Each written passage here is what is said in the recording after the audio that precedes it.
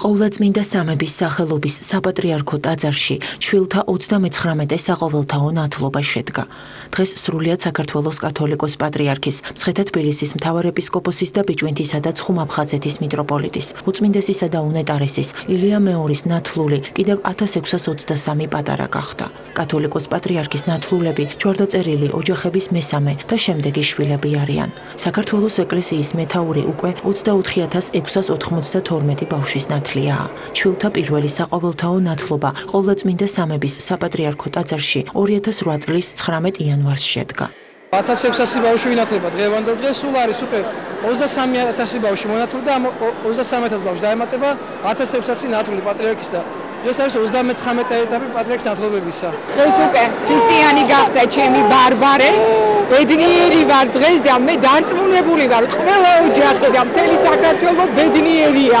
ვისურვებ რომ პატრიარქს კიდევ ბევრი მოენათლოს და პატრიარქის მოცაკურთხევა დიდხანს მომოკლებოდეს საქართველოს. ქართველების ყველაზე მნიშვნელოვანი პატრიარქის დალოცვა არის და მე ნათლია ვარ და ძალიან მიხარია რომ ამბობს დღეს ნათლავ პატრიარქთან ერთად და რა მოხარული ვარ თელი ოჯახი. ჩემი ნათლული პატარა ალექსანდრე მეოთხე შვილია ოჯახში.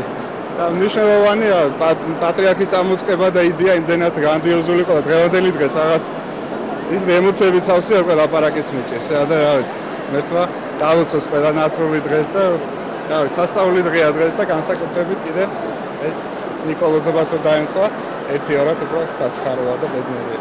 ოჯახისთვის არის მეოთხე შვილი და ჩვენთვის ძალიან დიდი ძალიან მნიშვნელოვანი დღეა და ვართ ძალიან ბედნიერები. ნათლობის დასრულების შემდეგ კი საქართველოს ეკლესიის საჭათმყრობელმა ტრადიციულად ახლად მონათლულები დალოცა.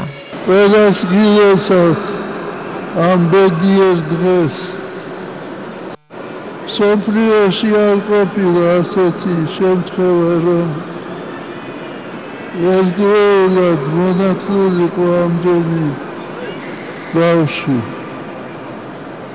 ჩვენ ვადობთ უფალს, ღმერთმა დალოცოს ჩემი ნათლულები, მათი ოჯახები, მათი მშობლები, და-ძმები, ნათესავები, ახლობლები. ღმერთმა დალოცოს სრულიად საქართველო. ეს ნათლობა არის ნიშანი საქართველოს გაბრწყინებისა. დალოცვილი და გახარებული იყავით.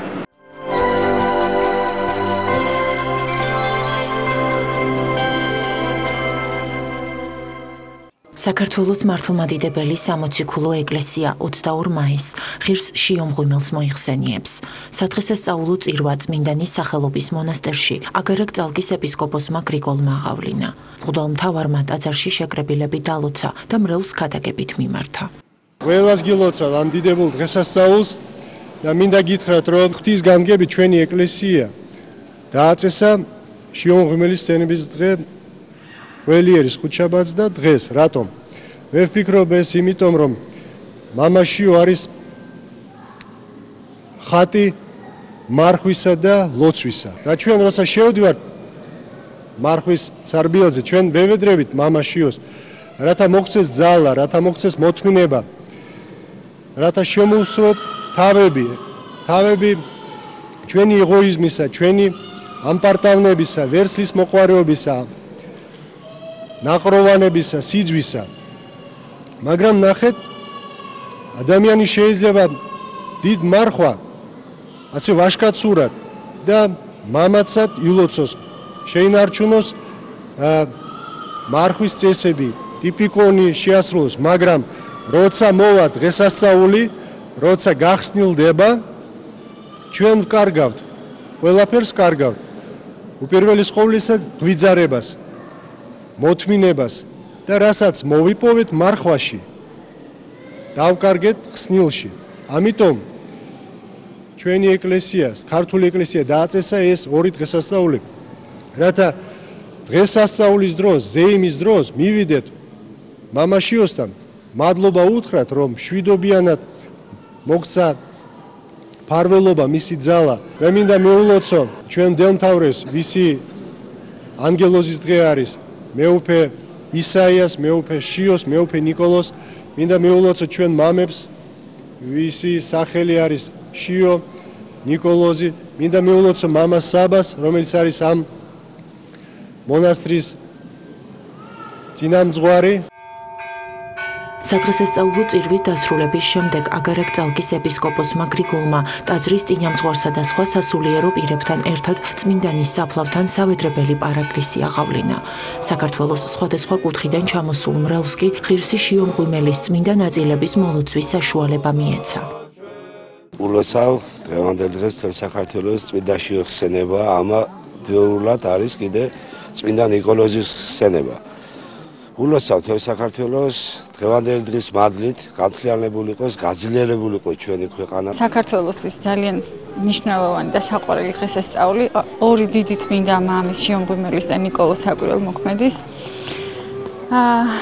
და მართლა ძალიან დიდი სიხარულით მოვდივართ ბავშვებთან ერთად. ულოცავ სრულიად საქართველოს ამ წინვალე დღესასწაულს, ფარადეს შიო მღვიმის მადლის სრულიად საქართველოს დღეს უდიდესი დღესასწაულია. შეეწიოს ქართველ ერს. ღირსი შიო მღვიმელი წმინდა იოანე ზედაზნელის ერთ-ერთ მოწაფეთაგანი იყო. 13 ასურელი მამის სადღესასწაულო საკითხავში მას ქართლის სამეფოს ხუდე და სიმტკიცე ეწოდება. ღირს იოანესთან წმინდანი ყრმობის ასაკში მივიდა, მაგრამ იღუმენმა მას მშობლებთან დაბრუნება ურჩია და უთხრა, ღვთისნების განსაკუთრებულ ნიშანს დალოდებოდა. ჭაბუკის შიო გულით მონაზონი და გონებით ბერი იყო. ღირსი მამა შეუდგა მდუმარების იმ ღვაწლს, რომელსაც შემდგომში ისიქია ეწოდა. ის განმარტოებულ მღვიმეს ენაგში ცხოვრობდა და მხოლოდ შაბათ-საღამოს მიდიოდა უდაბნოში აგებულ ტაძარში, სადაც მონაზვნები 12 ფსალმონის წესს ასრულებდნენ. მალე ის დიაკვნად აკურთხეს და თავის მოძღვართან ერთად მსახურობდა. ყოვლადწმინდა ღვთისმშობელმა ღირს იოანეს უბრძანა, რომ 12 მოწაფესთან ერთად საქართველოში წამოსულიყო, რათა აქ ქრისტიანობა განემტკიცებინა და მონაზვნობა დაეფუძნებინა. ღირსი იოანე ზედაზნელი ყოვლადწმინდა ქალწულის ნებას დამორჩილდა.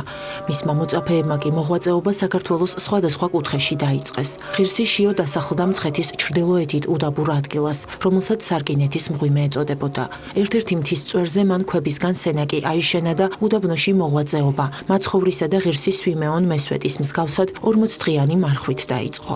მე-60 დღეს მას სენაკში ყოვლადწმინდა ღვთისმშობელი და იოანე ნათლისმცემელი გამოეცხადნენ. ამ დღის შემდეგ ღირსი შიო უკაცრიელ ხევში მეტი გულმოდგინებით მოღვაწეობდა. მოგვიანებით წმინდანთან ფარსმან მეფის სპასპეტი, ციხე-დიდის მთავარი ევაგრე დაბინავდა. ამ ფაქტის შესახებ მალე მთელმა ქართლმა გაიგო და ღირსი ევაგრის საქციელი ბევრი ქრისტიანისთვის მისაბაძი მაგალითი გახდა. მეფე ევაგრეს ანახავად თავად წაბრძანდა უდაბნოში. ფარსმანმა ღირსი შიო მღვიმელის დანახვის შემდეგ გვირგვინი მოიხადა და მის წინაშე დაიჩოქა. მეფემ ღირს მამას ჰკითხა, თუ რა სჭირდებოდა უდაბნოსთვის. წმინდანმა კი უპასუხა, უფალო მეფე, გულნი მეფეთანი ხელთა შინა ღმრთისათა არიან, ვითარც არაჯერ გიჩნს ჰყავ. მეფემ უდაბნოში ეკლესიის ასაშენებლად დიდძალი საფასე, 4 დაბა, ბარძიმ ფეშხუმი, ოქროს ჯვარი და წმინდა მეფის ვახტანგ დიდის სახარება შესწირა. ეკლესიის მშენებლობის დასრულების შემდეგ ტაძარი წმინდა იოანე ზედაზნელმა აკურთხა. ამის შემდეგ მეუდაბნოე ძმათა რიცხვმა 2000 მიაღწია. ღირსმა შიო მღვიმელმა ცხოვრება სრულ განმარტოებაში გააგრძელა. მოწაფეების წინამძღვრად კი ღირსი ევაგრე დაადგინა. წმინდანი მის მიერვე გათხრილ მღვიმეში ჩავიდა და 15 წლის განმავლობაში იქ მოღვაწეობდა. ძალიან დიდი მნიშვნელობა აქვს ამ მონასტერს ჩვენი ერისთვის, რადგანაც ისტორიულად ჩვენ ვიცით, რომ ეს იყო სახელმწიფოებრივი და სულიერი ძლიერების უმნიშვნელოვანეს კერად ითვლებოდა ყოველთვის. ცდილობდნენ ჩვენი მეფენი და დიდებულნი, რომ უღონობა არ დატყობოდა ტაძარ მონასტრებს, რადგან ყველა ის სიკეთე თუ სიძლიერე მონასტრებიდან მოდიოდა, ჩვენს ქვეყანაზე და ძლიერდებოდა ერი და ბერი და მართლაც ამ წმინდანმა თავისი ცხოვრებით იმდენად დიდი მაგალითი და ნიმუში უჩვენა ჩვენს ქვეყანას თავისი ცხოვრებით უწინამძღვრა, როგორც ელია წინასწარმეტყველმა შეიძლება ითქვას, ძველი ისრაელის წიაღში გასწია მსახურება ისრაელიანების იმ სულიერი უდაბნოდან გამოყვანისთვის, რომ კერპსახურებიდან მოექცია და ღვთისმსახურში ჩაეყენებინა ისინი, შეიძლება ითქვას, ეგეთივე ღვაწლი გასწია წმინდა შიო მღვიმელმა ჩვენს ქვეყანაში. ღირს შიო მღვიმელს სიკვდილის მოახლება ღვთისგან ეუწყა. მან წმინდა ზიარება მიიღო და უფალს სული ამ სიტყვებით მიაბარა. ჰოი უფალო, ხელთა შენთა შევბედრებ სულსა ჩემსა.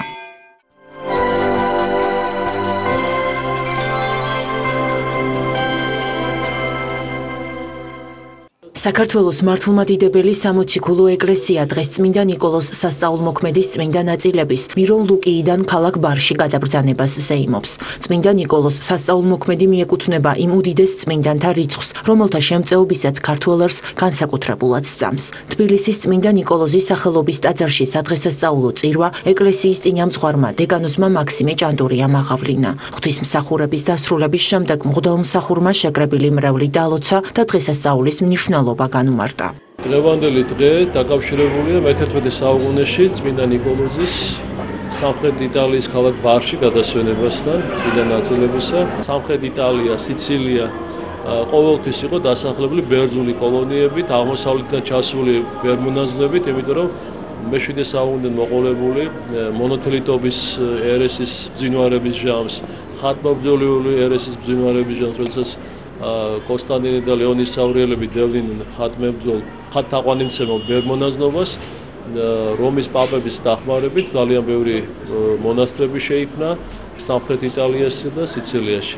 ამიტომ იქ მყოფმა მრევლმა, ერმა, მონაზვნებმა, ასე ვთქვათ, შეიძლება ითქვას, ასე ვთქვათ, წმინდა ნიკოლოზის წმინდა ნაწილები, ასე ვთქვათ, თავის საკუთრებად გაიხადეს, მაგრამ შეიძლება ეს იმითაც იყო კარგი, რომ შემდგომში მე-11 საუკუნის შემდგომ თუ სელჩუკთა შემოსევალ და ბიზანტიის იმპერიის დასუსტებას შეიძლება მოყოლოდა ის, რომ ისე როგორც ძალიან ბევრი წმინდა ნაწილი დაიკარგა დიდი წმინდანებისა და შეურაცხყოფილი იქნა და განადგურებული იქნა, შეიძლება და მსგავსი ბედი სწეოდა მირონ ლუკიისიაში განსვენებულ წმინდა ნიკოლოზის ნაწილებსაც. ამიტომ ეკლესია დღესასწაულებს ამ დღეს წმინდა მღვდელმთავარი ნიკოლოზის წმინდა შიომღვიმელის მადლი და შეეწიოს სრულიად საქართველოს მართლმადიდებელ ეკლესიას უწმინდეს და უნეტარესი დიდხანს აწოცხლოს დიდხანს უმყოფოს მრევლს მისას ამაღლების ძალა და მადლი ფარადეს სრულიად საქართველოს მართლმადიდებელ ეკლესიას და მრევლს მისას და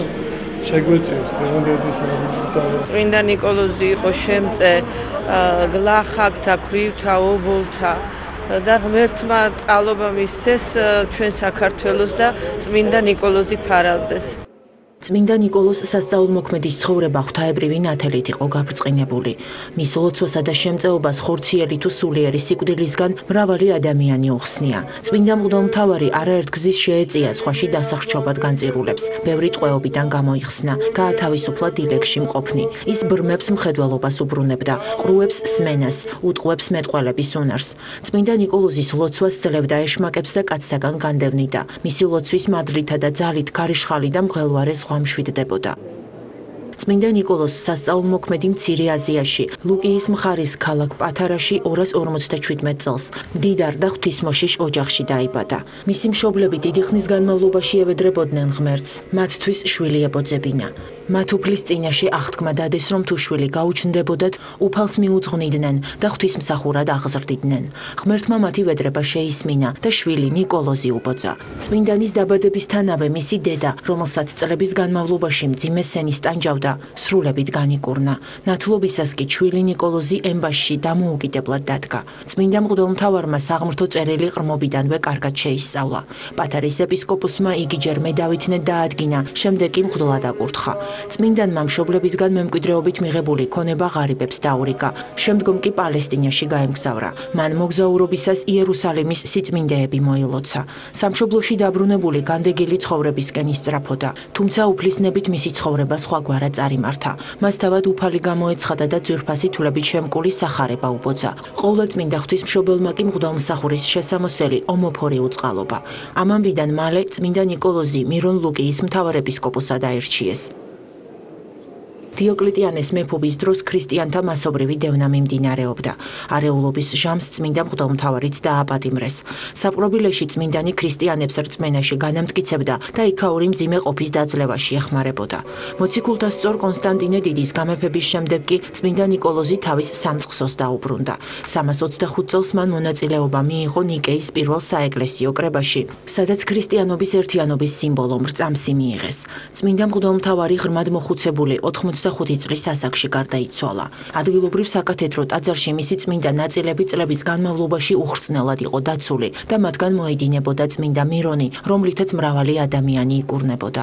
1087 წელს წმინდა ნაწილები იტალიის მცხოვრებლებმა ქალაქ ბარში გადააბრძანეს, რადგან მირონ ლუკიაში მას მაჰმადიანების მხრიდან საფრთხე დაემუქრა. სახელი ნიკოლოზი ხალხთა მძლეველს ნიშნავს. წმინდა მღვდელმთავარი ჭეშმარიტ მძლევლად იქცა, მაგრამ არა როგორც მხედართმთავარი, რადგან იგი מחვილით კი არ იბრძოდა, არამედ ღვთის სიტყვით, რწმენითა და მხურვალე ლოცვით, რომელიც მრავალ სასწაულს აღასრულებდა. ის მოიპოვებდა არა ქალაქებსა და სახელმწიფოებს, არამედ უფრო დიდსა და მთავარს, კაცთა სულებს, მათგან ბოროტს განდევნიდა და ადამიანებს შეეწეოდა. მართლმადიდებელი ეკლესია წმინდა ნიკოლოზ სასწაულმოქმედის ხსენებას წელიწადში ორჯერ აღნიშნავს. 22 მაისს მისი წმინდა ნაწილების მირონ ლუკიიდან ქალაქ ბარში გადაბრძანებას და 19 დეკემბერს წმინდანის აღსრულების დღეს. წმინდა ნიკოლოზი საქართველოს მფარველად იწოდება მას შემდეგ, რაც სრულიად საქართველოს კათოლიკოს პატრიარქმა, უწმინდესმა და უნეტარესმა ილია მეორემ მას ჩვენი ქვეყანა შეავედრა.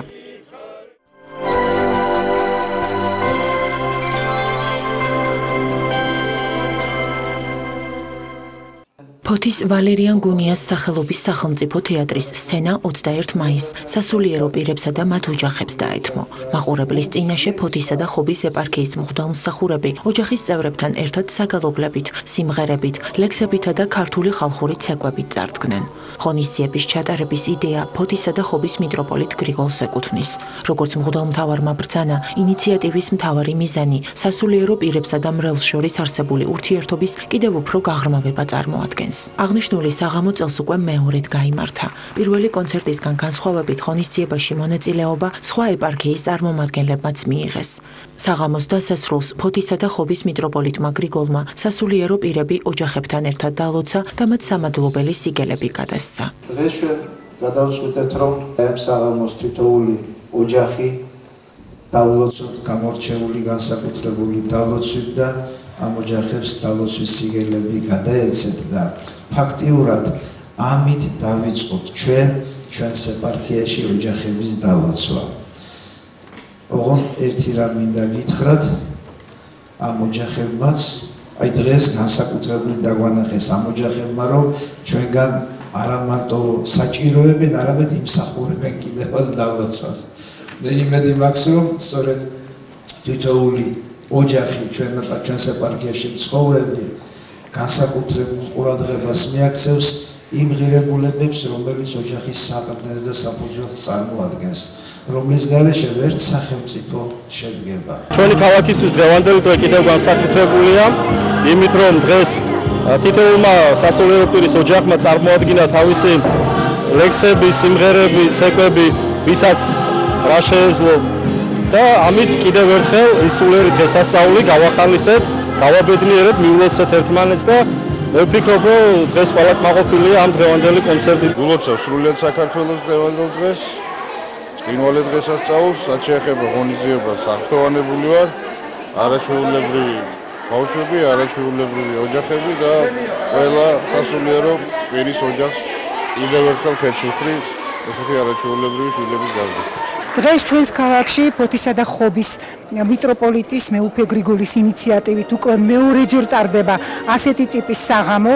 ეს გახლავთ საღამო, სადაც მონაწილეობას ღებულობს ჩვენს ეპარქიაში არ მოღვაწე სასულიერო პირის ოჯახები. დღეს განსაკუთრებული დღე იყო, ყავდა სტუმრები ჭყონდიდის, სენაკი ჩხოროწყუს და გურიის ეპარქიიდან.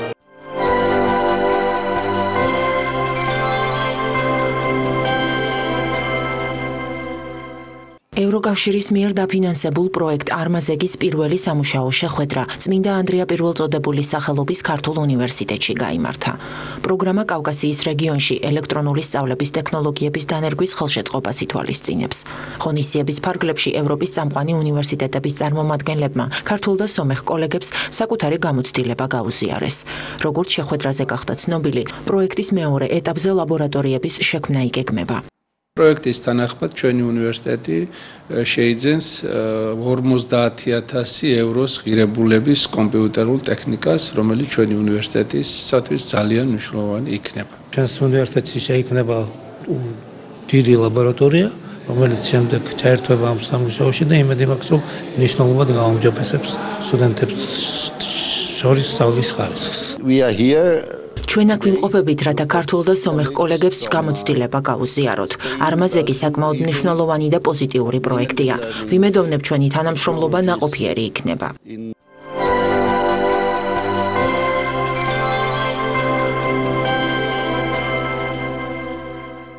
22 მაისი ბიომრავალფეროვნების დაცვის საერთაშორისო დღეა. აღნიშნულთან დაკავშირებით გარემოს დაცვის სამინისტროსა და გერმანიის საერთაშორისო თანამშრომლობის საზოგადოების მხარდაჭერით ბაღის ფრინველთა საათი გაიმართა. ღონისძიებაში სხვადასხვა საჯარო სკოლის მოსწავლეებმა მიიღეს მონაწილეობა. თბილისის ბოტანიკურ ბაღში მოზარდები ფრინველებს დააკვირდნენ და მათთვის ნაცნობი არსებები სპეციალურ ბროშურებში აღრიცხეს. ბაღის ფრინველთა საათის კამპანია საქართველოს ყველა რეგიონში ჩატარდა. ღონისძიებაში 500-მდე სკოლის 1000-ობით მოსწავლე ჩაერთო.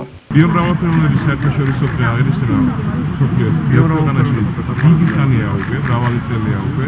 ჩვენი ჩართულობა ფასადზე არის მნიშვნელოვანი, რადგან თითოეული თეთრის ხარჯვა, თითოეული ღონისძიება, აქტივობა ამ პროცესით ერთადერთ წამს ნიშნავს. ეს არის ინვესტიცია მომავალში. დღეს მონაწილეობთ აქციაში მსოფლიოს საერთაშორისო ბიომრავალფეროვნების დღე. ძალიან მნიშვნელოვანია ამ აქციაში მონაწილეობა, იმიტომ რომ ვფიქრობ, რომ რაც უფრო მეტი ადამიანი მიიღებს მონაწილეობას, მით უფრო ბევრი ცოცხალი ორგანიზმი გადარჩება.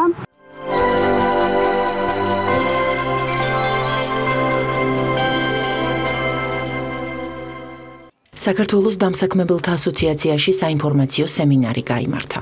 შეხვედრა განათლების სამინისტროს ორგანიზებითა და ევროკავშირის მხარდაჭერით შედგა. ღონისძიების მონაწილეებმა ეროვნული პროფესიული საბჭოს შესაძლებლობების გაძლიერებაზე იმსჯელეს.